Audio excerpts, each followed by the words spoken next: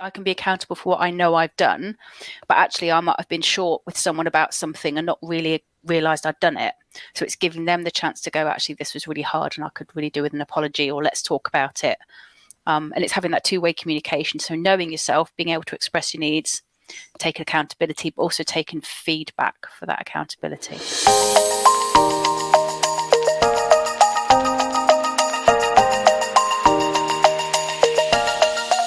Hello, the Menopause Collective back at you after the summer break, feeling renewed, reinvigorated. We are so excited to be here today and carry on this menopause conversation, essentially. Welcome to Claire, natural medicine woman, and Tamar, our in-house resident counsellor. Hello, ladies. How are you? Hello. Hello. So I might have just had a bit more caffeine than Tamar has. So you know what? I was thinking to myself, conversation around menopause, we're empowering people to understand more about their own selves so that they can go about their lives thriving and flourishing. my teeth got in the way then just a little bit. Thriving and flourishing is what I meant to say. And so, Claire, do you have any thoughts about how we thrive and flourish through life without desecrating all our interpersonal relationships in the process of menopausing? Yeah. Oh, you're reminding me. That was it. Because that was the thing, that the other people in our lives, I keep forgetting, I don't live in a vacuum, much as it feels like it sometimes. We coexist, don't we, with our friends and our families and our work colleagues. And so how do we have this conversation? How do we raise awareness without disenfranchising others? Because, you know, that's a possibility, isn't it? If it's all about us, then it means it's less about them. So maybe they're disenfranchised. But nearest and dearest, they matter the most. Well, you're supposed to be a team, aren't you? So it's about team working when one of you isn't quite in alignment with the usual relationship. The difficulty is menopause is not kind of like something that is time, like you can't say I'm going to be like this for a couple of months, because some people have a 10-year menopausal process, and some people like me went into it really quickly with my medical menopause. So, and some people don't recognize they're in menopause, so they're just going around being really irritated and finding everyone extremely annoying, and they haven't really cottoned on to why yet, because that's really the main symptom they've got. So it's really difficult to have that conversation with loved one. I had young children, and it means nothing to them, you know. Mummy's suddenly going to be more of a dragon than usual. It could be really, really difficult. And I think from my perspective, it is more about you becoming as self-aware as you can so that you manage your guilt when you bite everyone's head off. You own your behavior so that you can say, listen, this is what's going on. I apologize. I recognize I was a bit snappy then, so I'm sorry, and remind them that this is what's going on for me. But also take the things, the natural supplements that are going to help you not be so irritated and uncomfortable, and therefore, you know, manifesting that behavior. And there's lots of things which can naturally just help you to be in a safer space. So I guess that's from my perspective, the realities of the menopausal conversation and the behavior that went with that conversation that lasted and lasted. Yeah, I can imagine.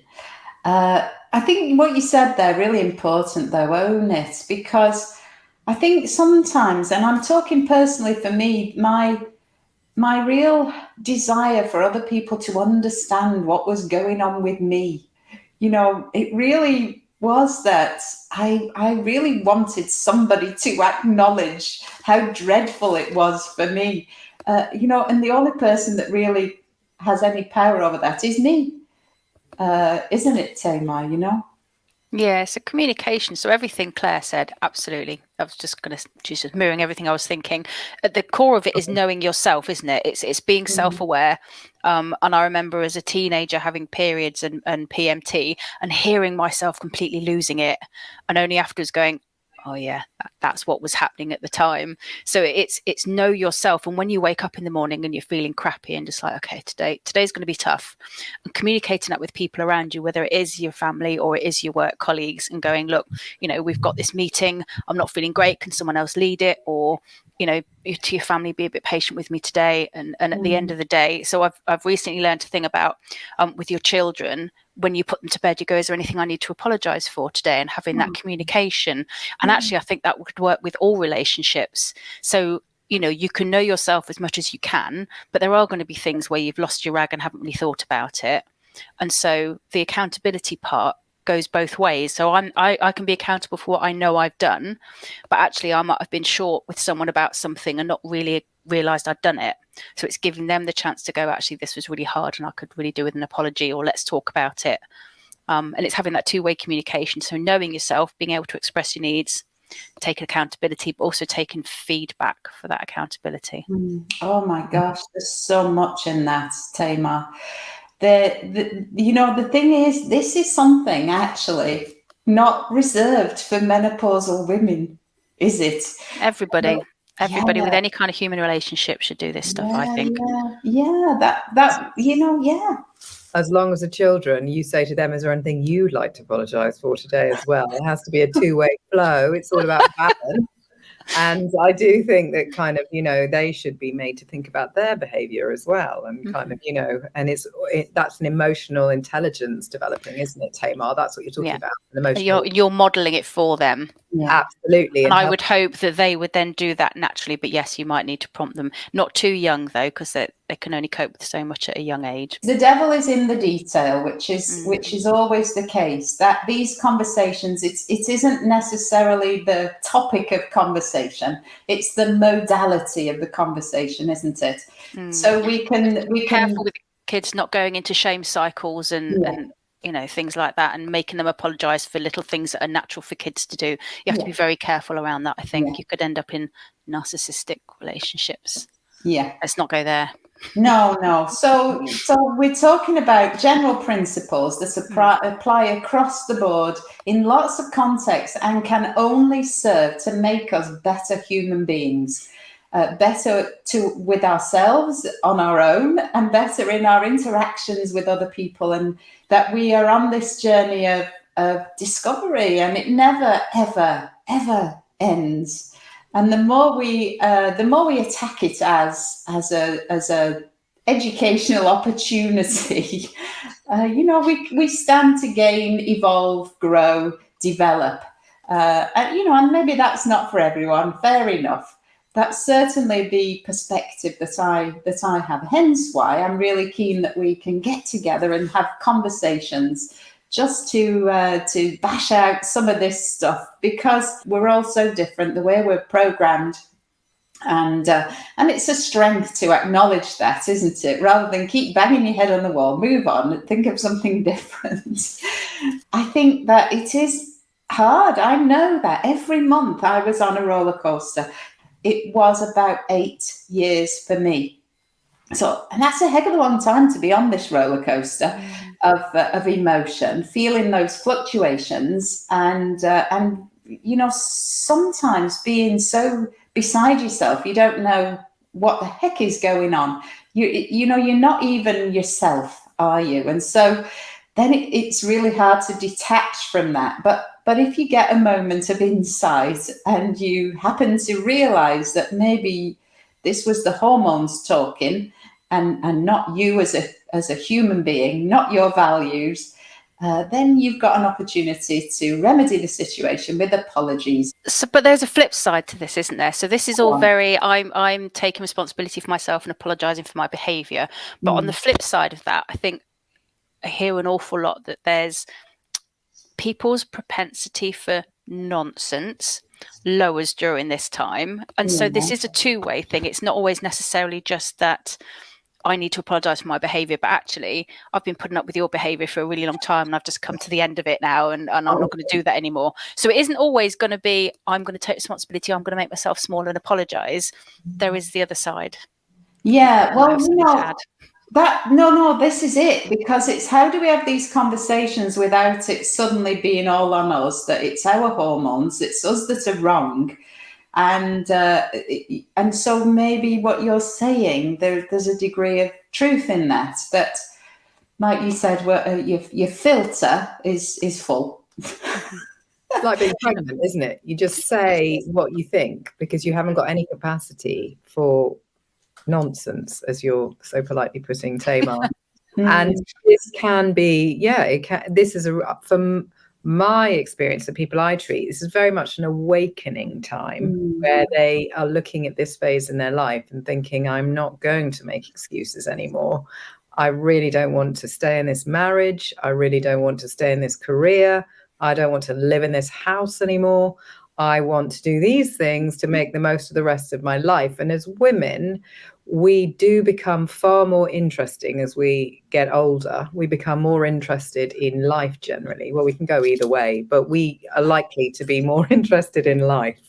And, you know, that isn't necessarily reflected in our partner. So it really is about just knowing yourself, isn't it? It's knowing what's yours and what's not yours, and finding clarity, and then being responsible about what is yours. You said earlier, Philippa, about we really wanted people to understand you and what you were going through. So finding your tribe and finding people who are perhaps going through the same thing or have recently is really important, because no one is in your head. No one gets it other than someone else that's doing it. So finding women or, you know, people in that same situation is really important. Yeah, because you've got 2 sons and a husband, haven't you? I mean, you're surrounded by males. So, you know, they're never even going to go through this. They can just learn about what will happen when they have wives and partners in the future, what it will be like for them. Yeah, I mean, and that's the other thing. I never want it to be about man bashing either. It's how, you know, how do we navigate the fact that men and women are so different? Our physiology is different. Our skeletons are different. You know, it isn't just our reproductive organs. Our brains are different. We are different. No, not better, not worse, just different. And yet, you know, there's a danger sometimes that we start talking about this stuff and it turns into they don't understand us, they're men, and how can they possibly get it because they'll never go through it, and da, da, da, da. So, you know, so that's the thing, because as soon as you go down that path, then people are switching off. Nobody is listening to you when you're going down that path.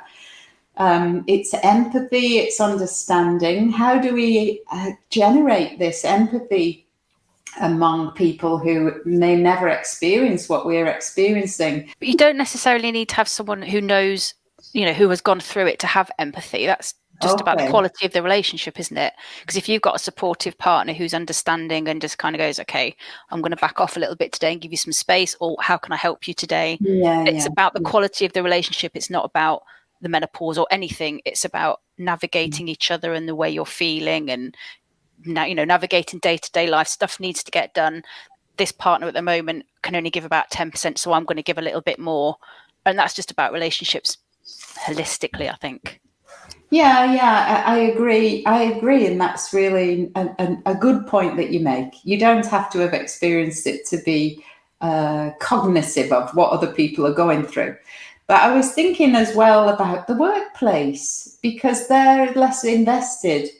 Your colleagues are maybe less invested in you as a person. Are they? Maybe they're not. I don't know in saying that. But am I wrong, Tamar?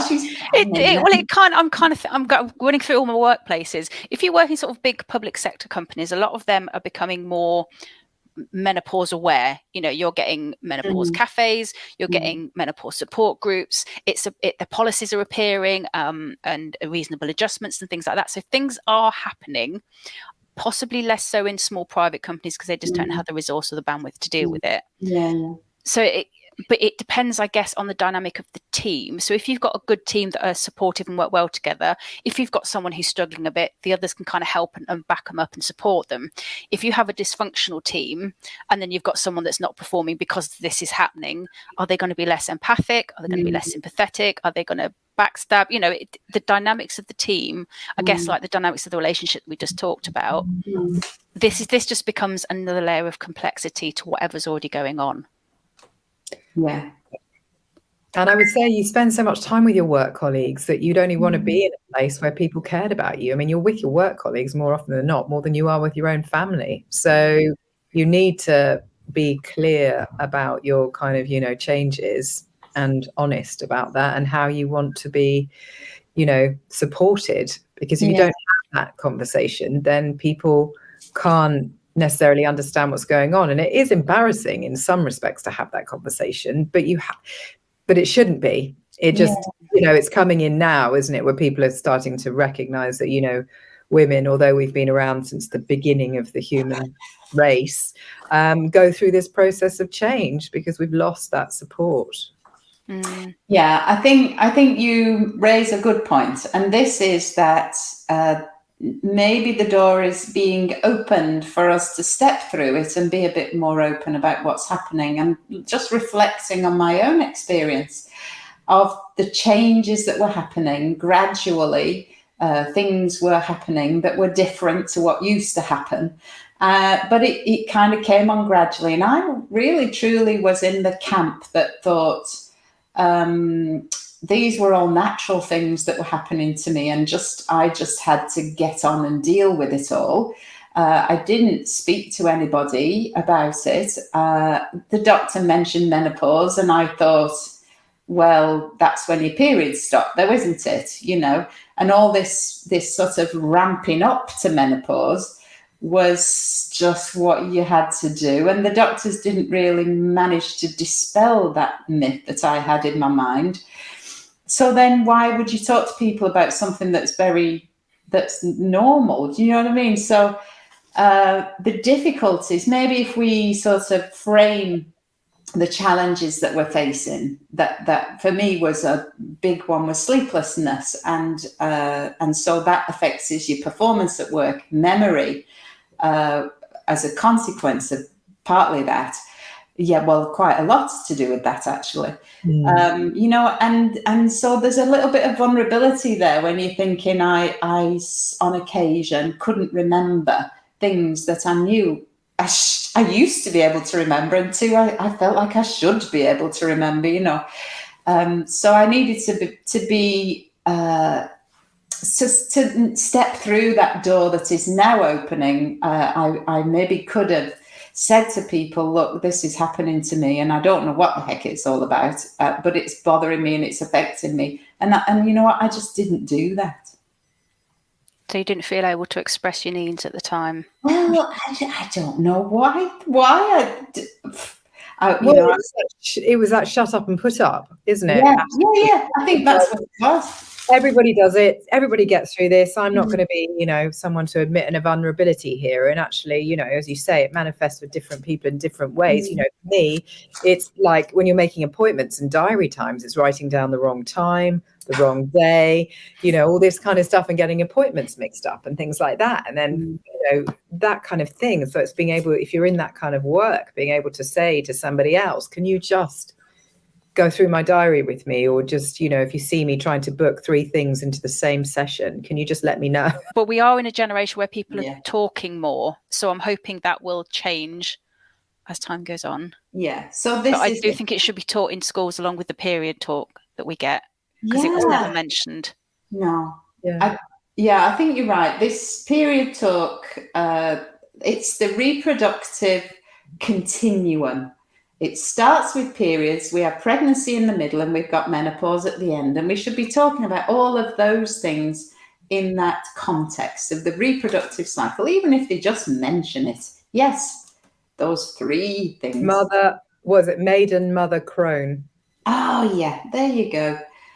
The different stages of life. Let's get it in with the bricks before it becomes something that's titter territory, or taboo. Let's just dispel the myths as quickly as we can and make it part of the normal parlance, so that people of the womanly what's the word? Persuasion. Female sex. The female sex. The female persuasion, I don't know why I find that hard to remember, can thrive, not survive through menopause. Let's give a round of applause for that one, because that is the point. That's why we're here.